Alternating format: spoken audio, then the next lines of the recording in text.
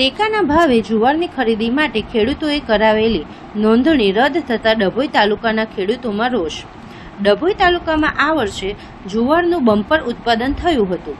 રાજ્ય સરકાર દ્વારા ખેડૂતોને ટેકાના ભાવે એમએસપી પર યોગ્ય ભાવ મળી રહે તે હેતુથી ઓનલાઈન નોંધણી પ્રક્રિયા શરૂ કરવામાં આવી હતી। ડભોઈ તાલુકાના અંદાજે 2400 જેટલા ખેડૂતો દ્વારા સરકારશ્રીના પોર્ટલ પર નિયમ મુજબ ઓનલાઈન નોંધણી કરવામાં આવી હતી। નોંધણી દરમિયાન પોર્ટલમાં માંગવામાં આવેલી તમામ માહિતી અને જરૂરી દસ્તાવેજો સંપૂર્ણ રીતે અપલોડ કર્યા બાદ જ નોંધણી સ્લીપ આપવામાં આવી હતી, પરંતુ આખરે સરકારશ્રી અને ખરીદી વ્યવસ્થામાં બેઠેલા જવાબદાર અધિકારીઓની બેદરકારીના કારણે ડભોઈ તાલુકાના અંદાજે 1400 જેટલા ખેડૂતોને અચાનક બ્લોક કરી દેવામાં આવ્યા હતા। ખેડૂતોને જણાવવામાં આવ્યું હતું કે 8A દસ્તાવેજના અભાવે નોંધણી રદ કરવામાં આવી છે। સૌથી ગંભીર બાબત એ છે કે નોંધણીની પ્રક્રિયા દરમિયાન સરકારના પોર્ટલમાં 8A દસ્તાવેજ ફરજિયાત તરીકે માંગવામાં આવ્યો જ નહોતો, તેમ છતાં બાદમાં ખેડૂતોને આ જ કારણ બતાવી બહાર કરી દેવામાં આવ્યા હતા।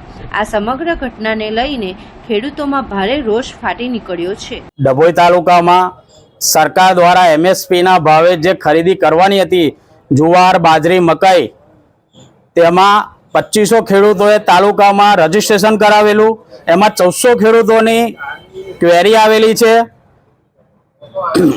એમાં માનવ સર્જિત કૃત્ય થયેલું છે એ સ્પષ્ટ દેખાય છે।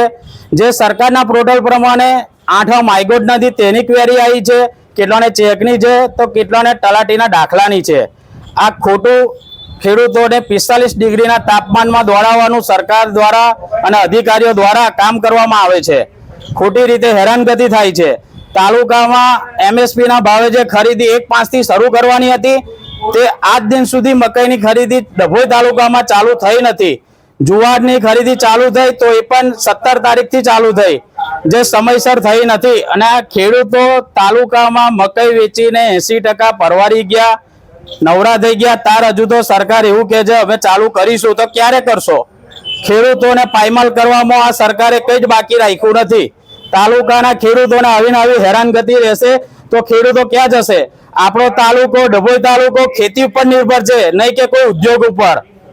તમારી શું માંગ છે સરકાર? અમારી સરકારની એક જ માંગ છે કે અધિકારીઓ ઉપર તમારું કંટ્રોલ નથી, તે કંટ્રોલ લાવે, જેથી કરીને ખેડૂતોને તમારી આપેલી બધી સુવિધાનો લાભ મળે। એ જ અમારી સરકારને માંગ છે કે તમે કડક વલણ અપનાવો અને અધિકારીઓને બાનમાં રાખો, જેથી કરીને ખેડૂત લગીને લાભ પહોંચે તમારા।